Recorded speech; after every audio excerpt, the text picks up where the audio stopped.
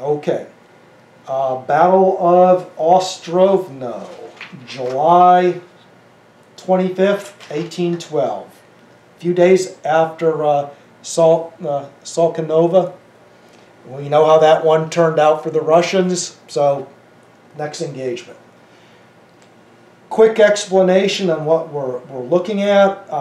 Terrain-wise, we have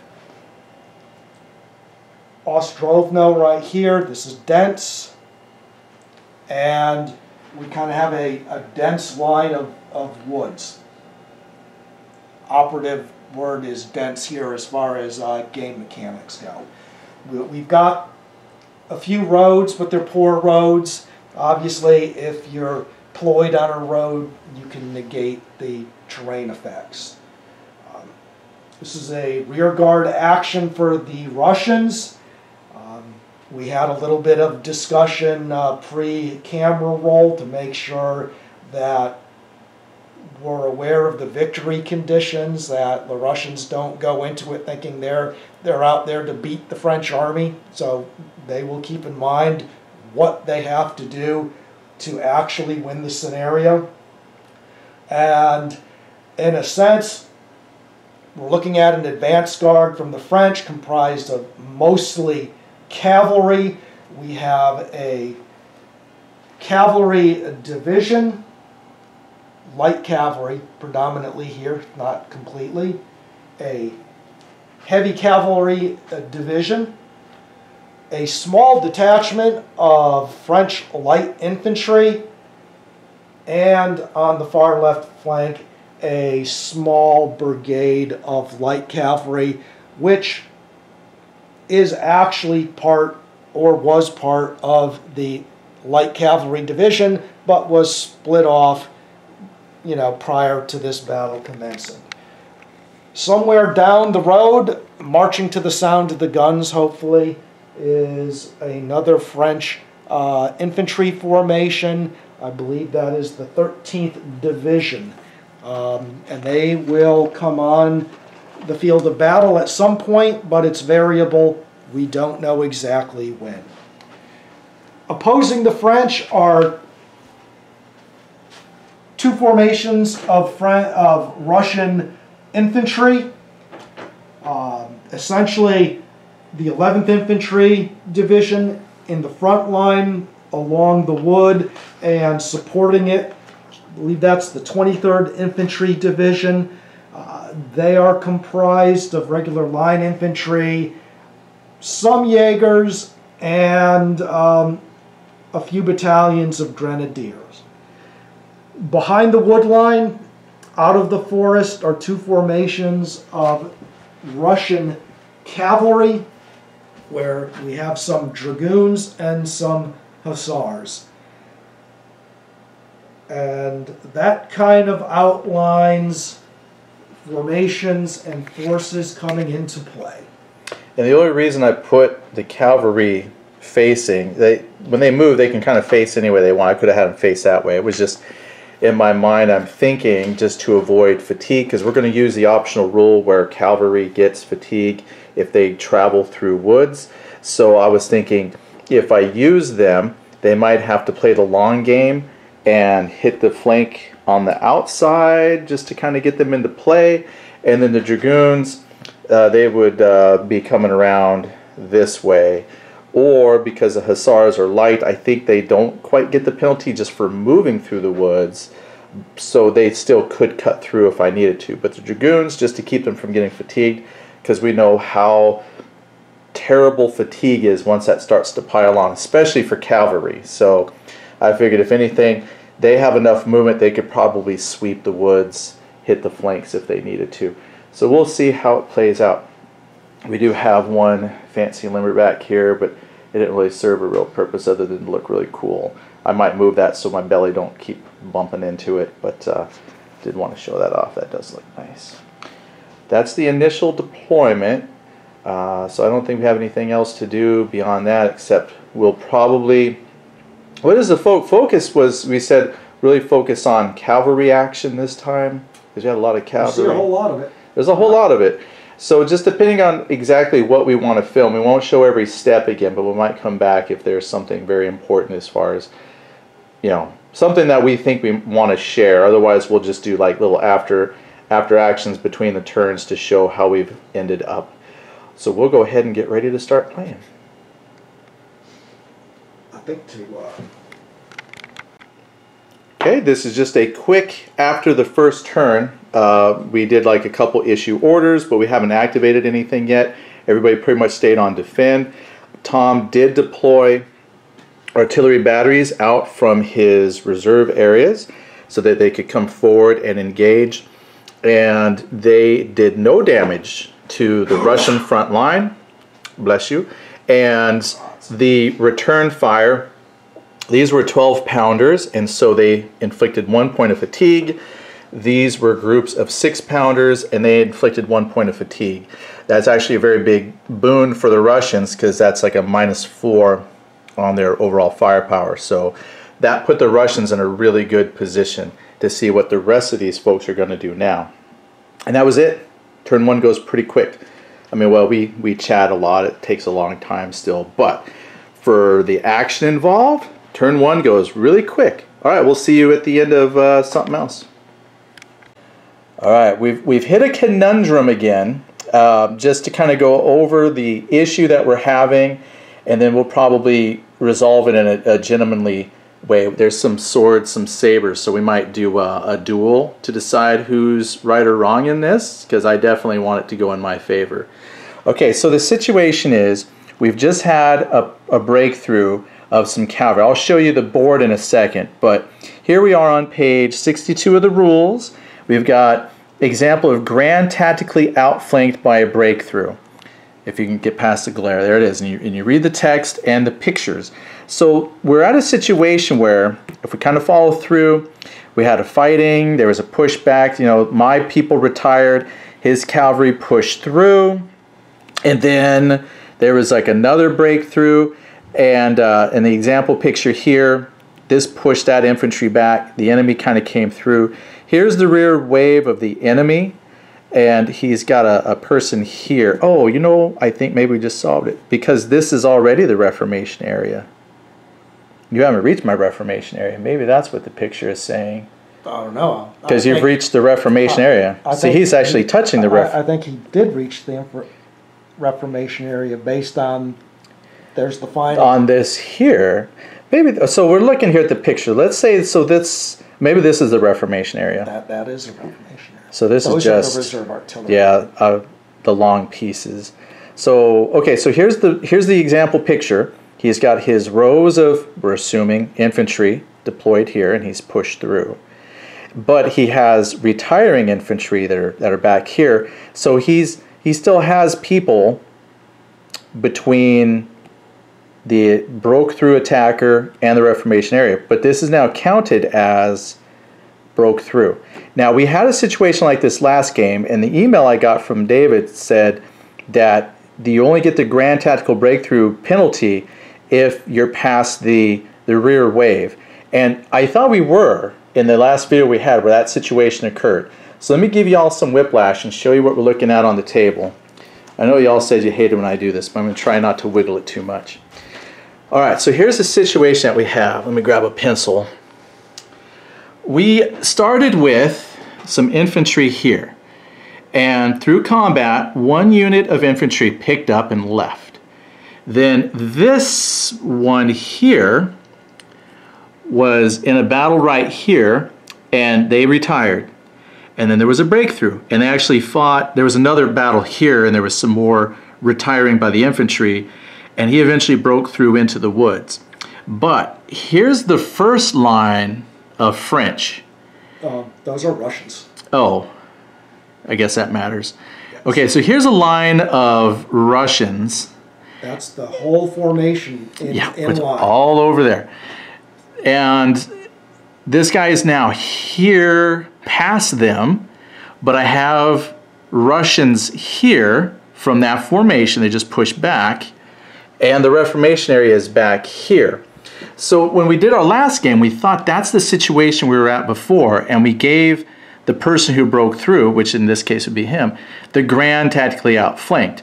But the email I got makes it sound like that doesn't count because maybe the Russians from that formation are right here. So because they've retired, does that make them now a second wave? Are they now the rearward wave because they fell back? But the example picture kind of makes it sound like that doesn't count. So that is our inexperience coming up with how to interpret that section of rules, is what exactly is our rear wave, and does that count for grand tactically outflanked? Because the thing is then, how do you ever get grand tactically outflanked if you always push someone back? My argument is, if you roll good enough, in my case, when they had their shock applied on their first attack and whatnot, the infantry unit they ran into left the field. They ran them over. So if they had broke through and there wasn't any more of that formation behind, then I would say, yeah, you broke through. But because he then, on his breakthrough, ended up attacking and fighting that unit and they retired back, they didn't flee. So did that create a second rear wave?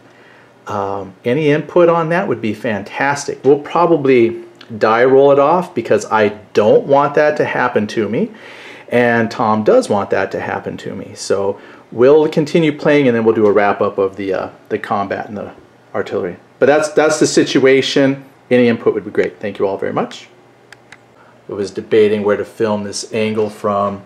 All right, we left some smoke on here. What I should have done, and I'll do this next time, is give you a recap after the skirmish phase, because there was a few things that happened in the skirmish phase and I didn't want to forget. One of the deployed French artilleries over here did have to fall back to the Reformation area, and they now have 3 fatigue. I think you picked up 3 fatigue.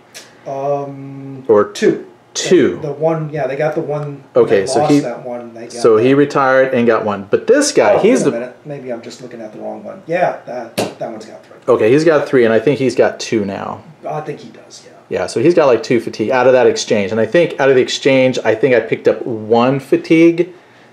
Yeah. Maybe 1 fatigue for the formation as a whole, which wasn't too bad. I was okay with that. Now, that wasn't the big exciting part. The big exciting part was over here, and we did discuss a little bit talking about grand tactically outflanked and whatnot, but essentially we had some French cavalry that did finally come into the woods, which was devastating, and that's not how Tom wanted his cavalry to be, because the breakthroughs, the uncontrollable cavalry rushed into the woods chasing stuff, and that basically caused them to pick up. So they're way over there on top of the microwave. You can't see them, but they lost enough that they picked up. They ended up with 6 fatigue. They had 3 deployed cavalry because 1 from earlier routed, it like broke. So it went back to the Reformation area. So that left 3 deployed, and he had 6 fatigue. And most of that fatigue was gained just by the fact that he had to break through into the woods. Then we didn't do so bad as the Russians. We gained 1 point of fatigue because we went ahead and applied, just for grins and giggles, we went ahead and applied the breakthrough. So we were saying grand tactically outflanked. And even with all that penalty, we still had some artillery that was committed, which helped offset that penalty.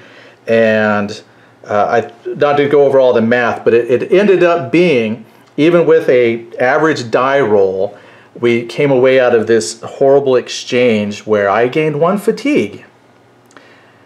So I would say overall for that particular battle, the Russians came out much better. Now the thing is, I had lost 4 fights, so even though I was on the losing end of those combats, it still didn't affect me as terrible as Tom losing all his cavalry there. So whenever that group comes in, that's what Tom's really waiting on, is all that infantry to come push through, because his cavalry, I think, will be okay as long as they don't come forward. Well, hard to get to grips with your enemy. They're going to be good. Yeah, they're going to be fine. Now, one question we were discussing earlier, and we're going to look later, is how far into the woods I can be to shoot out of the woods. I think we read in there some. We didn't want to take the time to look it up, but on second thought of my deployment strategy, should I have deployed a little bit back into the woods where I could still shoot out for skirmish, but any of his artillery coming or his cavalry coming in would have to enter the woods. As it stands, I put all my stuff on the very edge of the woods, thinking I had to be on the edge of the woods to fire out. But that's something we'll look up later, because if I had to redo this, and if I could go back like maybe 3 inches into the woods, you know, like 450 yards inside the woods, that would give me some protection from cavalry, and I could still fight effectively. That would be right now the only thing that I would change. But that's how that particular round of skirmish and combat ended up. All right, that's how we look right now. So I did get pushed back a little bit, but he did lose a whole bunch of cavalry. Yay. Okay, we'll come back later and wrap up some other stuff. Just a quick after skirmish. Basically, we had some back and forth. The artillery was attacked by my artillery, which had a total score of 12, so it did force 1 assessment. And the infantry that he had over there did end up causing 1 point of fatigue. So his one little artillery gun, the brave soldiers that they are actually becoming a hindrance to him, because towards the artillery and skirmish score, they get -4 per fatigue point. So they're now at -12 if he keeps them there. He's tried to pull them back, but he's failed those rolls. So they're becoming a hindrance and a liability. However, on the one hand, I'm thinking, and he might overhear me, if he doesn't shoot them, then they're not contributing the penalty. Well, we'll have to see how the math is. But my infantry ended up with another point of fatigue. So my front line, I'm thinking, is actually pretty soon going to pull back, and we'll have to pull the artillery with us, because I don't want to leave them alone on the front. Having the artillery in the formation has definitely been a boon, even if they haven't been able to shoot or fire all the time. And they've actually been able to do some combat each time, but they definitely provide a +1 for being in your formation committed. So I don't want to leave them out alone by themselves, but if I pack them up to move them back, I won't get any of those bonuses depending on how things go. But I think what we're going to do, here's the decision we made as far as shooting out of the woods. If the optional rule says that you can shoot into dents up to 225 yards, so in our scale of the 75 yards, that's about 3 inches. What I'm going to do is actually pull back, not quite that full 3, because what we're saying is if you can shoot into it 3 inches, then if you're within 3 inches of the edge, you should be able to shoot out of it. That might not historically be accurate, but we're going to kind of go with that rule. But I'm not going to fall that far back. I'm just falling back enough into the woods so when his cavalry do decide to move forward, they'll have to be in the woods, and that would give them fatigue immediately. So I'm slowly getting ready to shift back. I just have to remember to roll so I can push those artillery back. Then we'll go from there. But that's kind of how we are right now. So after we did some skirmish, he still has his infantry out there. They're now on to defend. They moved up to be just within 6 inches of me, because he was on a move. And now they've converted to a defend. And I did shift ever so slightly on the far end there with, if you can see them, that infantry to bring them back up a little bit, because this unit's on a defend, but they're shifting within the woods to, you know, the rule so you can like shift within your area of defense. So we're slowly pulling back into the woods to give us protection from cavalry, to see if that works. But that's about where we are right now. And then he is staying put currently. That might change because we've got another turn coming up, because there's no combat. So we just finished skirmish. We're going to skip to combat. We are going to check for his order conversions, because that is still possible, but actual combat itself is not there unless he converts. Maybe he'll surprise me. And we're still waiting to see when he can bring on his other French division. And that's where we're at right now, so we'll see you after the next bit of action. Why can't you guys get this straight? Oh my goodness, this is so exciting. Just to tell you what I did, because this may be very wrong. What I did was I was actually trying to not recall, but I was doing the displacement of my artillery, which if I line my finger up, that one, That one was successful, so he is not committed. This one failed, so he's still committed on this side. And what I did was I just shifted those guys back a little bit so they're in the woods, but still close enough within the measurements we had to shoot out. However, that does mean I've got uncommitted at the moment. You have an unlimbered, not uncommitted. He is committed. Yeah, he is committed, unlimbered. But he is unlimbered. You know, all these terms to remember. But yeah, but by backing my infantry support here so that they're protected by woods in case his cavalry come up, does leave him a little exposed, but not terrible. He was going to put, if he's going to put our cavalry on, he was putting cavalry on him regardless. It's just that now they won't gain the fatigue. However, on the flip side, what would be the point? Because he could move some folks, like a couple. Like he might push them back, but it's not enough to really destroy the artillery. Most of the time, we're getting results of just like retire, and then I just rally them back, which is what I've got here. I've got some artillery that I'm bringing back forward. So, we'll see how it plays out. But I am deployed now deep enough in the woods so that if I have any retires, I've got infantry supporting. And if I just, keep pushing back, I'm still holding the forest line really good. But what that's allowed me to do, though, is it has him very wary about putting his cavalry because I am in the woods. And that we found already gives really big penalties for him. So he has some light that would reduce it a little bit, but he's got some non-light. Those are the big boys over there, and they would incur the full penalties, which would be just to get in there, -4 fatigue before he even started. So that's a huge. So we'll see how it works. The only good thing he's got really going for him right now is a couple of the deployed infantry, which are part of a bigger formation, right? No, they're on their own. That's right. They have no leader. There's not even a generic leader. Just the colonels with them. Just some guy with them. So if I can put some fatigue on that, that'd be great. So we're holding the line here, and I just wanted to show how it looked after I'm falling back into the woods. Is that going to be to my advantage? I hope so. And that goes back to the very beginning where after we started playing, I should have deployed deeper into the woods, but lesson learned for next time. Oh, he's checking something. Is that... Oh, okay. We're coming up. He just likes to artillery and skirmish. Oh, he just likes to measure. Yeah, we're checking. So we're going to do artillery and skirmish. So I just thought I would give you an update as far as where our movement was. We'll do some artillery and skirmish, let you know how that went, and then we'll do combat for this turn.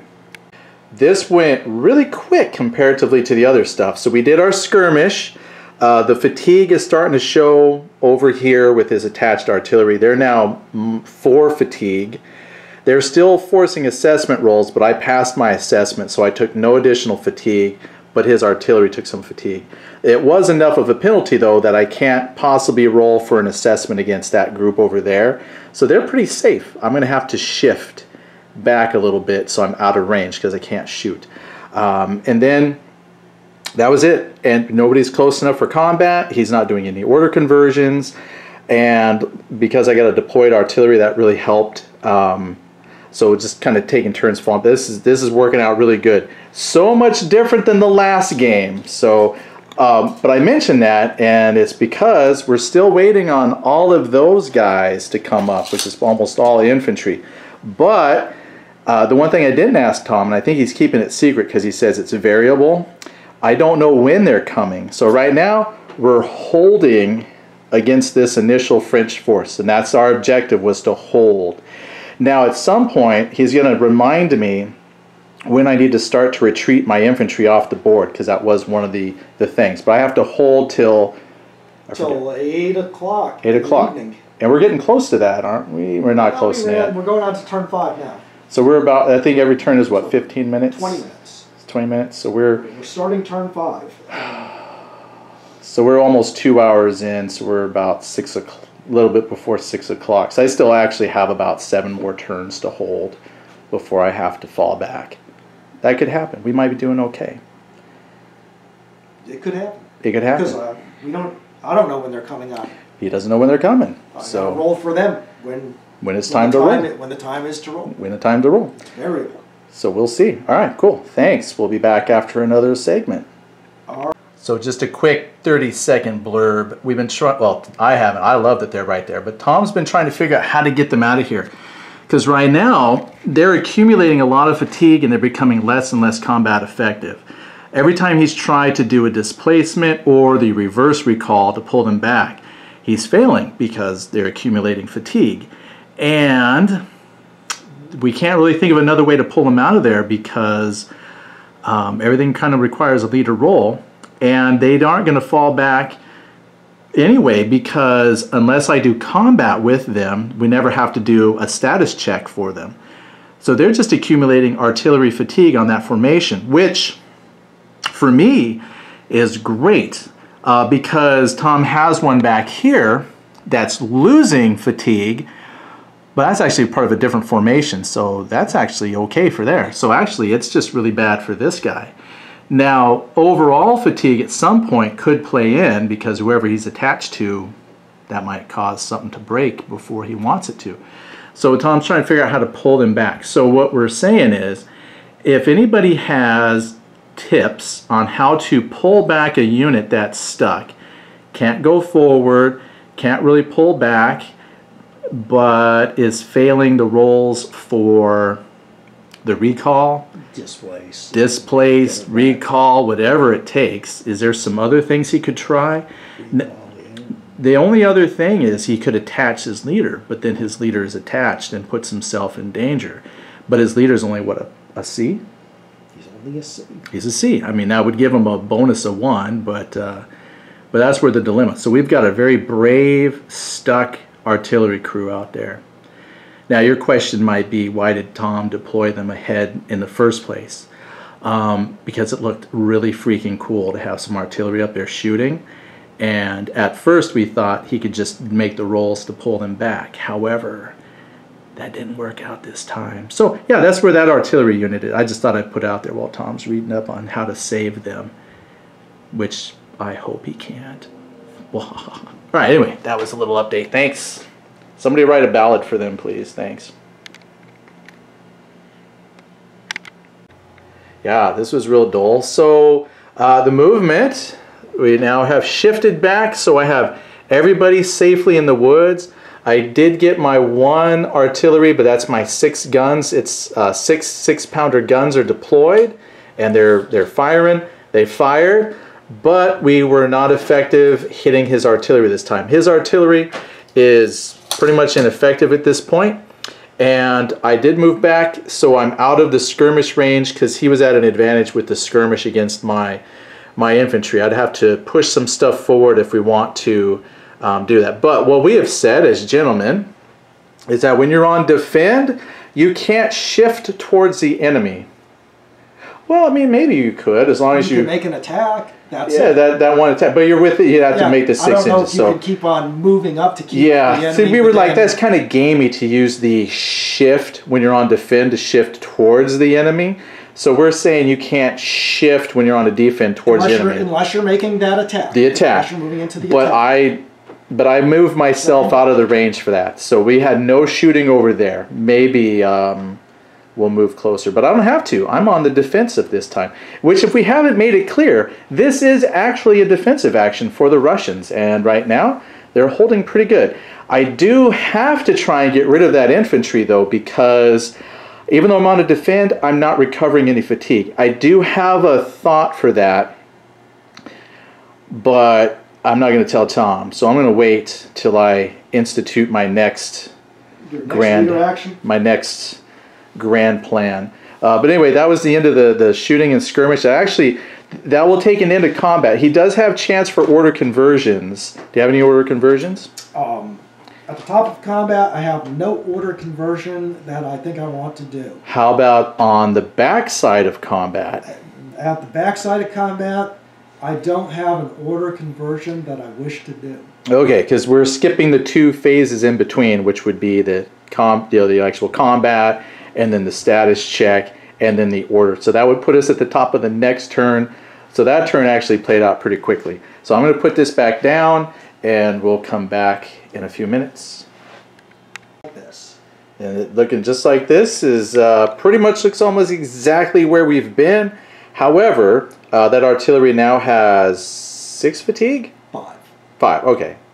I'll give them 5.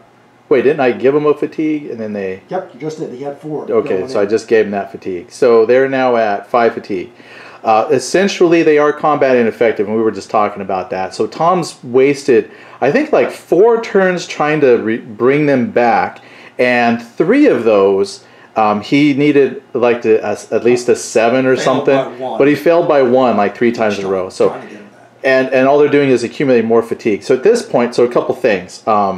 One, if I moved people forward, which I'm not, because I'm on a defend, I'm not on an attack or anything, then I could probably remove them from the board. However, I've put enough fatigue on them now that they can't even shoot. Like their men have dug in. So 5 fatigue, and it's -4 on their firepower when they roll. So that's -20. They got nothing going on. They couldn't do anything at -4 either. Yeah, at -4, nothing either. But see, the thing is, since nobody has actually touched them as far as combat, they'll never fail a status check. Like they should be gone. But now they're just out in the open absorbing fire. So he's going to refocus his efforts, because these guys, he was able to pull them back earlier in the game, and they've been in defend more than 12 inches from the enemy. So they've actually, I think they have got rid of all their fatigue now. So he can actually recommit them if he wants. He has to rally them and then recommit them, and he should be fine with them. So he'll have 1 artillery. I didn't look to see how much artillery he's got on that group. 2. All right, this game, artillery for me has been pretty good, and I've been able to have all my artillery deployed, so they're defending the lines very well. I have 1 more artillery at the far end I'm going to put out there because we're trying to put some pressure on them. The thing is that we didn't mention last time is he actually gave them an order to support, so they'll fall back to support one of these units over here. So I'm hoping I can get some fatigue on them before they fall back. But even if I only get 1 or 2 fatigue, since they'll be on a support, oh, they won't be on defend, but he can eventually change that to a defend, and they can burn off that fatigue. So they're probably going to get out of there fairly unscathed. But, so anyway, that's kind of where we're at. Oh, but here's the thing. I just thought, what makes that unit a real pain in the butt is the fact that they're within 12 inches of my front line. These guys can't recover fatigue either. So they do have a purpose. I can't recover fatigue. Yeah, there you go. Is it worth firing at them more? Nope. In fact, it's probably worth it to pull them out. But you'd have to then... I know! I just did all that thing with the batteries, but I can't get rid of them, so that's why I'm hoping I guess maybe I can bring some of these. We get fixated on certain things, and one of those is, oh, I want to shoot. Yeah. And so I'll do things that are detrimental to my overall plan, just to roll dice and fire. And I'll tell you, the more you play the game, the more you start to realize you can win without shooting. And I should be, I just cut your head off, I should maybe be thinking, I don't even know that, the bigger picture, and that is to go ahead and just pull out that entire front line to the back so they can drop fatigue and push my second line, which does have its own artillery and their own people to shoot with. That would be the smart thing. Maybe we'll do that next time, because I just recommitted everything right here to make that line. But now that I think about it, I should definitely fall back and just swap the 2 lines, put my fresh unit forward. But he's right. You have to really rethink how you play this game. It is not always about the attack. I can win and never have to fire if I am clever with it. I'm forcing him now to have to do all that. And with his cavalry... Now, this is, just to follow up, this is, we could have mentioned this earlier. Tom gave me some background to the story, because he's got a book he put over there where he can read up some stuff. But earlier in the battle, I'm going to paraphrase so Tom can correct me if I'm wrong. French came, pushed the Russians out, and captured some Russian artillery. So that's why one of my units only has 6 guns compared to the other ones with 12. But that's why the cavalry are here. So I'm guessing cavalry came in, caught them by surprise. But that's why they're waiting for all of the infantry to catch up, which is why we're on a rear guard defensive action. and why we could possibly win and never even have to leave the woods. So it's interesting, the setup of this battle, and it is going a lot different than the Ostronovo that we did. I'm actually faring much better. But here's the thing, I'm actually not winning on the average dice rolls when we did combat. I actually lost a lot of those, which is why I have 3 fatigue. So even though I lost some battles, I didn't really lose anything. Whereas last time it was just a crap show for the Russians. But this time, even with some losses, we're still holding. All right, cool. We'll wrap up here. 13th Infantry Division, and it is now hit the 1800 turn. They are rolling a 2d6. They're needing an 8 or more to appear. Okay. And so far his leadership rolls have been lackluster, but let's see what we get here. 6. Nope, so they do not appear. So almost bringing on that fresh 2nd division of infantry. But even then, it's going to be a couple turns because they have to move up the road and then eventually start to deploy to where they are effective. So we'll still see when they can actually be brought in. Cool. I just wanted to share that because that's a pivotal part of the game, is bringing his reinforcements in.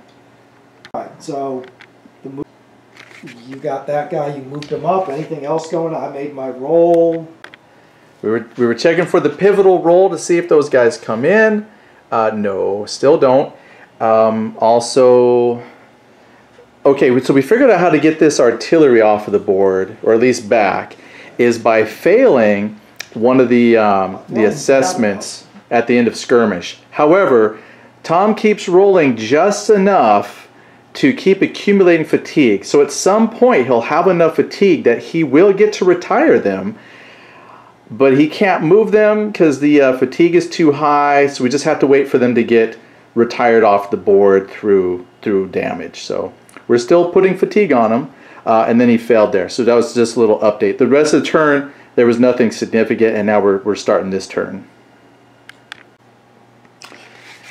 Yeah, because we're just wrapping up the turn. We're going to call this here for the evening. But yeah, not a whole lot. We were going to do like a sit down at some point, but just we're at a point where the 2 lines have now stabilized. Finally, his 1 artillery over there finally retired, and what that does for me now is gives a 12-inch gap so I can start to recover fatigue. If he moves cavalry forward to break that 12-inch gap, then I can just hit them with artillery. So he's got to, you know, maybe that would be worth it for him.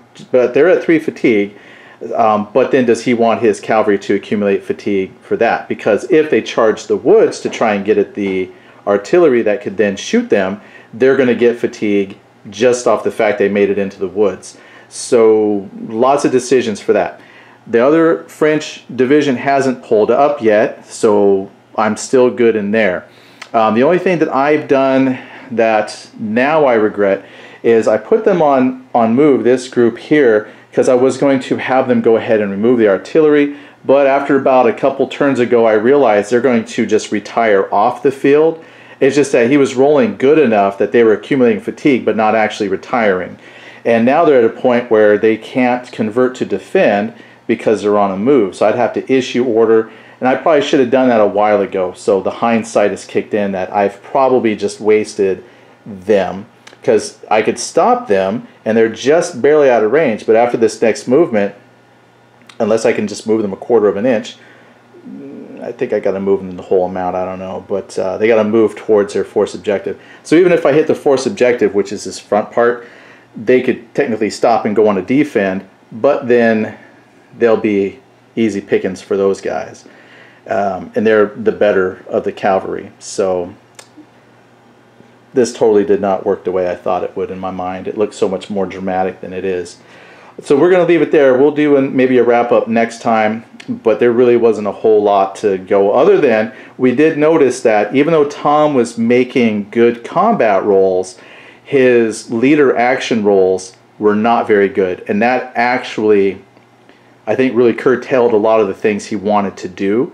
So that's where the big difference is. I didn't do so good on the combat, but my leadership has been good enough that I was able to stabilize my lines and hold off the initial French attacks, which is what he did with these French infantry over here, is they finally were able to make it onto a support order, and they just fell back to support this cavalry here. So he was able to pull them out of combat. So this is kind of where we are. This almost looks exactly like how we started the day. I don't know how that's almost pretty. I have a little bit less cavalry on the board. Yeah, the other little ones less. are sitting there watering their horses, licking their wounds, and telling stories of how what a glorious charge they had through the woods. Yeah, through the woods. They're writing a very glowing after action. It's pretty good, yeah. And I did think things were going to go a lot different starting out when I immediately lost 1 battalion of Russian infantry. But after that point, I would say the Russians have held on very good this time. So the defense has held. Yeah, so we're going to end it right there. And we'll come back another point, and then maybe we'll have a sit-down chat before we end the day. But there we are. Thanks for watching. Bye.